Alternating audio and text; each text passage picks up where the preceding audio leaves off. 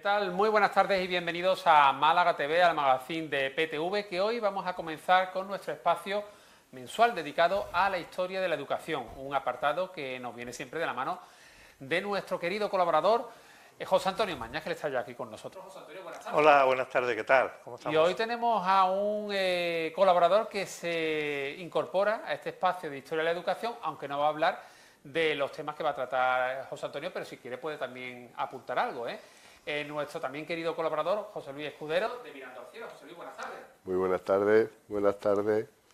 Pues nada, encantado de estar aquí y de aprender. Bueno, enseguida hablaremos del tiempo, de lo que nos espera el fin de semana y también un repaso a las imágenes más curiosas que nos ha ofrecido la meteorología en estos últimos días, en estas últimas jornadas. Pero vamos a ir con nuestro espacio de historia de la educación, José Antonio. Hoy vamos a comenzar hablando de dibujo técnico, algo que a ti te suena un poco, ¿no? Digo yo, por tu formación. Sí, el dibujo técnico es una asignatura compleja, difícil, que se estudia tanto en la educación secundaria, que puede ser en el bachillerato de ciencias o en la formación profesional, y también en todos los estudios universitarios que sean técnicos, la ingeniería, las arquitecturas, lo que antiguamente se llamaba aparejador. Cualquier carrera técnica lleva asociado en el primer año, o primer y segundo año, este tipo de dibujo. Vamos a ir viendo una serie de materiales que están relacionados con esta materia, sí. Y decir que ha evolucionado afortunadamente mucho el desarrollo de esta asignatura, cómo hacerla. Veremos imágenes de los primeros elementos que se utilizaban hace mucho tiempo, que eran los tiralíneas. Ahora veremos uno y cómo se utilizaba. El problema que tenía el tiralínea es que teníamos que llenarlo con una especie de ampolla de tinta, una barrita de tinta, y aquello, claro, si no tenías cuidado, pues manchabas todo el papel, todos los... Se más de un desastre, ¿no? Bueno, después tenías que coger la cuchilla y raspar el DIN A3, el DIN A4. Fíjate que estamos hablando de un dibujo muy preciso. Muy preciso. Y con esa tinta, como tú no tuvieras cuidado... Sí, bueno, era volver, como decía la película, volver a empezar. Sí. Afortunadamente después aparecieron una herramienta que ha estado durante muchísimos años, que eran una marca, que eran los Rotring, o estilógrafos, que eran unos elementos que tenían distintas puntas de distinta graduación, 0,2, 0,4, 0,8, 1. La tinta incorporada. Que llevaban unos cartuchos de tinta y ya no tenías que estar cargándolo y bueno, era más seguro. Y ya por último, después de esto, pues ya pasamos al diseño asistido, al dibujo asistido por ordenador, con programas tan famosos como AutoCAD o algunos de los que hay actualmente, que ya todo se hace digital y ya todas las personas que hacen dibujo pues no se manchan las manos de tinta. Yo, si quieres, para recordar cómo era aquello, en todas las cajas de compases, me he traído una muy antigua de la casa ED, había un tiralínea, que era esto, ¿no? Esto era el tiralínea, y entonces pues con esta tinta Pelican pues tenías que aquí un espacio que la punta se ajusta aquí, sí, con un tornillo, entonces tenías que llenar aquí, imagínate, se te iba y llenabas todo de tinta. Bueno, esta era la primera herramienta. Después aparecieron estos otros, que son los Rotring, que tienen distintas puntas. Aquí tenemos la del 02, están marcados aquí. Estos son los míos de mi ingeniería.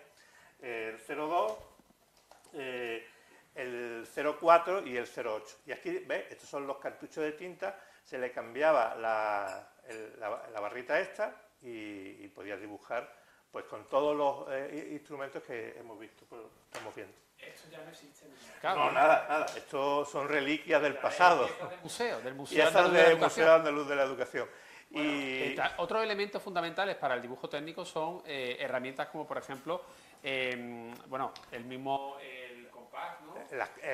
Las reglas, todas las cuadras, el cartabón, el paralés, y después pues todas las plantillas. Para hacer más fácil el dibujo había plantillas de círculo, de elipse, de mapas, sí, había de todo tipo que te facilitaban un poco el trabajo. Aparte de los materiales que han salido en la pantalla, hemos visto un libro que es ese de dibujo, el de allí, este de allí, que es de bachillerato, el de tercer curso de bachillerato antiguo, y este otro es la de geometría descriptiva, que esto ya es de primero de carrera, Que me contabas fuera de cámara que tuviste pesadillas con este libro. Con el dibujo, sí, la verdad es que tuve pesadilla. Bueno, aquí me he traído, para que lo veáis, me he traído algunas láminas originales mías de cuando estudié. Entonces tenemos, Sí, se están viendo, tenemos estas, que son del año 1978. Lo que no guarde José Antonio Maña, vamos. Estos son también del año 1978, esta que está aquí. Esta es de la carrera, ¿no? Sí, de la ingeniería, sí. Esto es una especie de copa, y esta otra también es otro que para las curvas y tal. Estos son, fíjate, por aquí pone la fecha, 1978. ¿Y qué nota? ¿Qué nota te pusieron? Bueno, aquí la nota, bueno, aquí no ponía nota, este era un forjado, no ponía nota, pero Bueno, escuela universitaria. Yo creo, José, que parece que está bien hecho, ¿no? Sí, bueno, Me encanta. meto yo la que están bien. Meto yo que están bien. Bueno, vamos a avanzar con más cositas en Historia de la Educación, nuestro espacio mensual, y vamos a hablar ahora de una editorial que las iniciales, la abreviatura sería Editorial EVA, pero realmente hablamos de la editorial vasco-americana. Sí, la editorial. Una editorial que se dedicaba sobre todo a qué tipo de ediciones de libros. Bueno, la editorial vasco-americana fue una editorial que estuvo en los años 60, desde el año 1963 a 1977, estuvo en Bilbao. Hay muy poca información de ella, aunque hay muchísimas publicaciones en el mercado. Se dedicaron a lo que son publicaciones de cuentos y historias juveniles, ¿no? Concretamente varias, como se llamaba, selecciones juveniles. Hubo varias ediciones del 63, del 72, del 74, con numerosísimos números que ahora se podrán ver. También se dedicaron a lo que eran recortables para chicas, que bueno, era uno de los más famosos que se vendían en los kioscos para que las chicas y los chicos, los que quisieran, hicieran recortables. Y también se dedicaron a hacer algunas publicaciones un poco más específicas, un poco más técnicas. Por ejemplo, hay una de Edison que yo conservo, que me gustó mucho cuando se publicó. Yo me he traído, aparte de las que aparecen en pantalla, me he traído dos que para mí tienen bastante relevancia, aparte de las que están saliendo en pantalla, que son pues todas las colecciones. Una de ellas es esta, que es Miguel Strogoff, es de un cuento que tuvo muchos recuerdos para mí, fíjate que pone editorial EVA por detrás, es de una colección de selecciones juveniles del año 72, y bueno, esto para mí era un cuento muy divertido porque tenía texto, pero también tenía imágenes, tipo cómic, era muy, muy conocida. Y después otra colección también muy, muy importante fue esta otra, la colección Amable, que fueron también bastantes números que se están viendo en pantalla, y aquí me he traído dos ediciones del año 72 y del año 74 de esta serie, la colección Amable, que está por detrás. Estos son los número 1, Mujercita. Oye, una pregunta, lo de Vasco Americana, decías que la sede estaba en Bilbao, ¿Vasco Americana era porque también editaba para Latinoamérica? Sí, era una editorial que sobre todo editaba para todo lo que era habla hispana, entonces por eso se llamaba Vasco Americana. Y actualmente, o sea, esa editorial ya desapareció. Desapareció. La creó, quiero hacer una referencia, la creó Manuel Gutiérrez Garulo, que firmaba los dibujos como Gutmaga. Era un personaje, un dibujante magnífico. Empezó dibujando cromos para la editorial Fer, que alguna vez hemos mencionado aquí en algunos de otros programas, y creó junto con dos compañeros esta editorial vascoamericana con la ayuda de algunos empresarios allí en Bilbao. Bueno, pues vamos a continuar, vamos a avanzar con más contenidos que ha preparado para este mes de abril José Antonio Maña, para su espacio de Historia de la Educación, y lo vamos a hacer con Arquímedes de Siracusa, del famoso y prestigioso pues astrónomo, ingeniero, matemático, inventor griego, bueno, sí, uno de los científicos más prestigiosos de la antigüedad, ¿no? Sí, concretamente este personaje es para mí uno de los principales científicos, con esta palabra que se puso posteriormente, de toda la historia. Nació en Siracusa, una ciudad de Sicilia, de la Magna Grecia, en el año 287 y murió en el año 2012, antes de Cristo siempre, durante el asedio de Siracusa por los ejércitos romanos, ¿no? Él murió en la defensa de la ciudad a través de sus muchísimos inventos, ¿no? Fue una persona que fue sobre todo matemático, físico y creador de artilugios, ¿no? Por ejemplo, la garra de Arquímedes el tornillo de Arquímedes, que ahora veremos algunos vídeos de cómo se puede extraer agua. La palanca, los distintos tipos de palanca, que también veremos un vídeo. Y de alguna manera fue precursor de muchos inventos. Vamos a nombrar algunas historias sobre él. La corona dorada, aquel experimento de Hierón II que decía si la corona era de oro o no, fue un experimento muy conocido, una anécdota. El famoso tornillo, la garra, el rayo de calor. Nos hemos traído aquí una campana Austoria, que sería como las que reflejaban el sol y con ese efecto quemaba las galeras de los romanos, como en la película de Espartaco. La palanca y el planetario también. Y sobre todo hizo un ajuste del número pi muy exacto para la época en la que vivió. Nosotros vamos a recordar algunos de los experimentos, se estarán viendo en Son pantalla. experimentos basados en el principio de Arquímedes, ¿no? En el principio de Arquímedes. Si te lo pregunto, tú no te acuerdas. No, la verdad que Dice, no. para eso está. Dice que un cuerpo sumergido total o parcialmente en un fluido sufre un empuje vertical hacia arriba equivalente al peso del líquido, del fluido que desaloja. Ese es el principio de Arquímedes.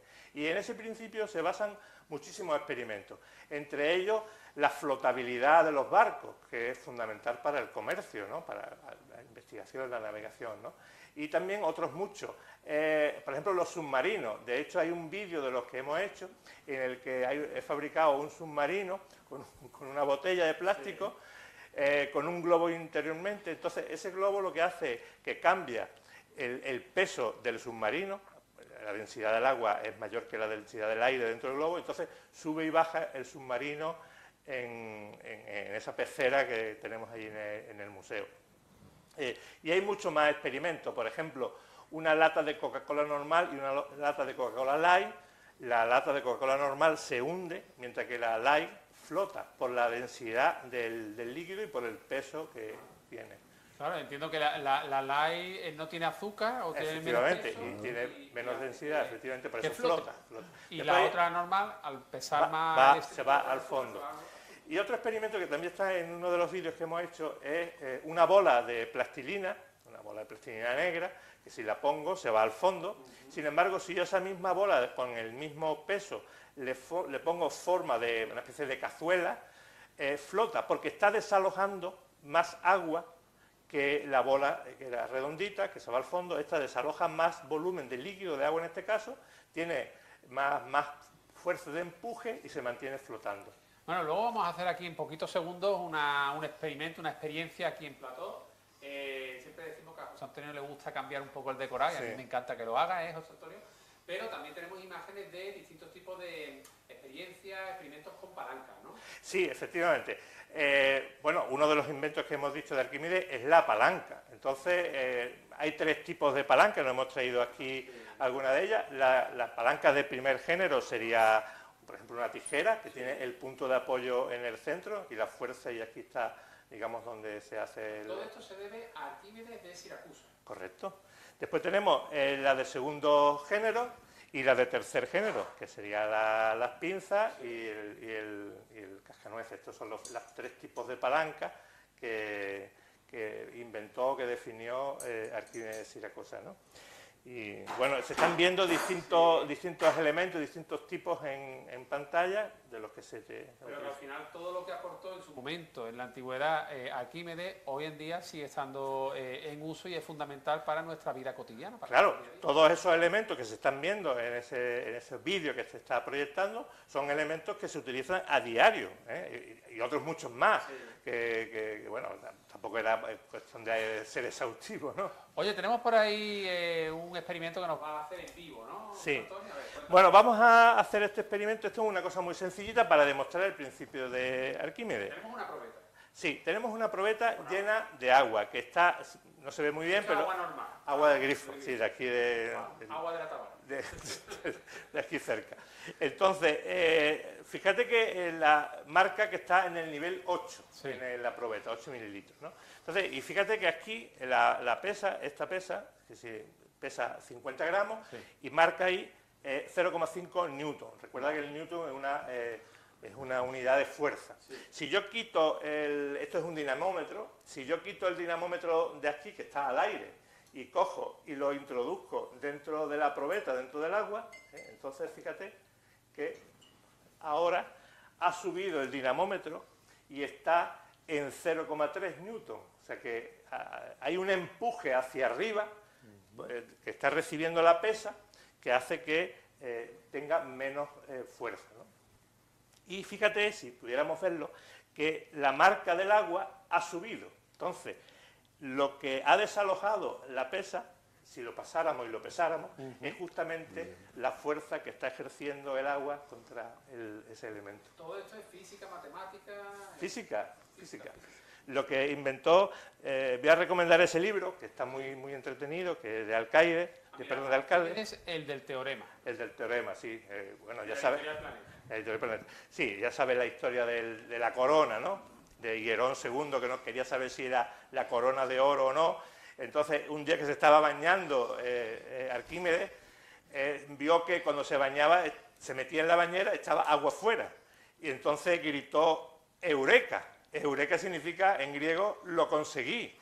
Y entonces, gracias a eso, hizo el experimento y se dio cuenta de que podía averiguar si era o no la corona de oro, una anécdota muy famosa. Bueno, pues vamos a terminar Historia de la Educación por este mes de abril, aunque a finales de abril tendremos una entrega especial, ya que en marzo no pudimos tener, tendremos otra entrega más a finales de abril, pero tenemos unas imágenes de una exposición que habéis titulado en el Museo Andaluz de la Educación, a los 10 de la Torre, Pokémon versus Bola de Dragón. Sí, bueno... Bueno, queríamos hacer en el museo, para estas vacaciones de Semana Santa, algo entretenido para los chicos y las chicas, ¿no? Sí. Bueno, para los chicos y las chicas y también para sus padres, sí, porque esos dibujos son más bien ya aunque son, están durando en el tiempo para todo el mundo. Entonces, por ejemplo, mi hija era de Bola de Dragón, yo era más de los chiripitifláuticos, ya hemos hablado alguna vez aquí. Pero mi hija era más de Bola de Dragón, perdón, de Pokémon, sí, con Pikachu, Charmander, todos aquellos muñecos que evolucionaban, sí, a Charmeleon, en fin, todas aquellas cosas. No, que va. No, porque, ¿sabes por qué? Porque me iba a cambiar los cromos en la calle que les faltaban a mí, por eso me lo sé. Y otra gente eran de Bola de Dragón, sí, de Goku, de Son Goku y de todos esos personajes. Sí. Entonces, si vas al museo puedes elegir cuál de esos, hay una colección de todas las figuritas, todos los recuerdos. ¿Y esa exposición hasta cuándo va a estar, José Antonio? Bueno, queremos que esté hasta final de mayo, pero como no está entrando gente, muchísima gente, pues no queremos incluso prorrogarla si vemos que tiene éxito.